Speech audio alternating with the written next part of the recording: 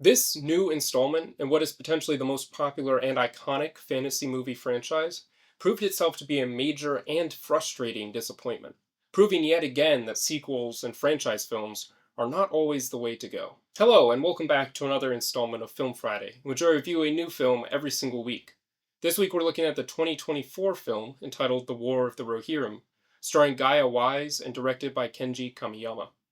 Let's get into it. The story is supposed to be based upon Tolkien's Tales of Rohan in the appendices of Lord of the Rings. It is set almost 200 years before the War of the Ring, which was the main focus of the Lord of the Rings, and it tells the events of a war between the legendary Helm Hammerhand and a Dunlending lord named Wolf. When Wolf comes to Edoras seeking the hand of Helm's daughter, Hera, in marriage, Helm and Wolf's father, Freka, become infuriated with one another and step outside to have a hand-to-hand combat, using only their fists. During this fight, Helm accidentally kills Freka. Wolf is enraged by this and leaves to assemble armies of his own, before coming back to attack and attempt to conquer Edoras. Helm and his people retreat to their fortress in the mountain, where they settle in for a long winter siege. Now, this movie has been accused of being a cash grab, and it may well have been, but more than that, it was a rights grab. The project was fast-tracked by New Line Cinema and Warner Bros., in order that they would not lose the rights to Tolkien's work.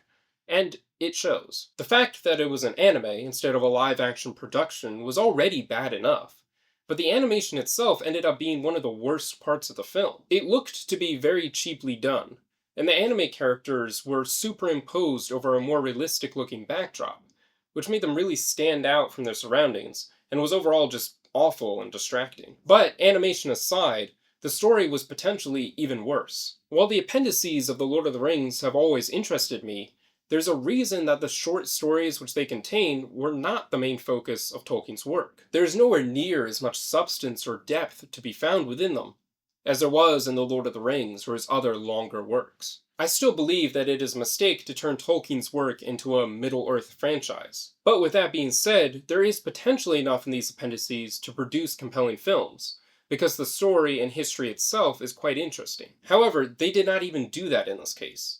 Instead, they took the basic events of a moment in Middle-earth history and decided to focus the entire story around a practically made-up character. Yes, it is mentioned that Helm Hammerhand had a daughter, but she is not named by Tolkien anywhere in the appendices, and it was a foolish decision to choose to focus on her character instead of Helm Hammerhand, who I would have been much more interested in seeing as the lead. Also, apparently the name that they chose for this character, Hera, was selected after another actor who had worked on a different production by Peter Jackson called Mortal Engines.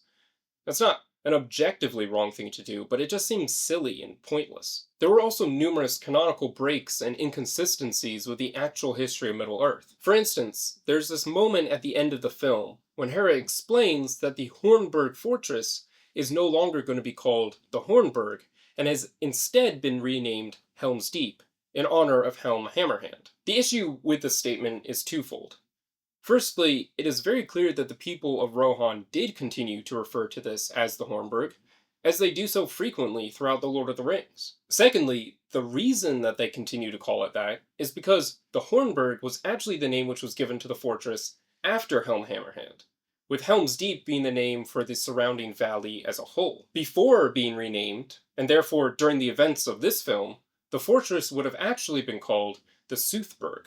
The only parts of this that were any good at all was the voice acting, which was surprisingly better than I thought it would be, and the music, which fit quite well into the larger world of Lord of the Rings soundtracks. But overall, this film was pretty awful. It definitely doesn't even hold the spark of a candle to the works by Tolkien, or even the films by Peter Jackson.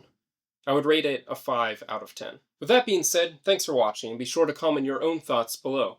And don't forget to subscribe for more movie reviews and commentary.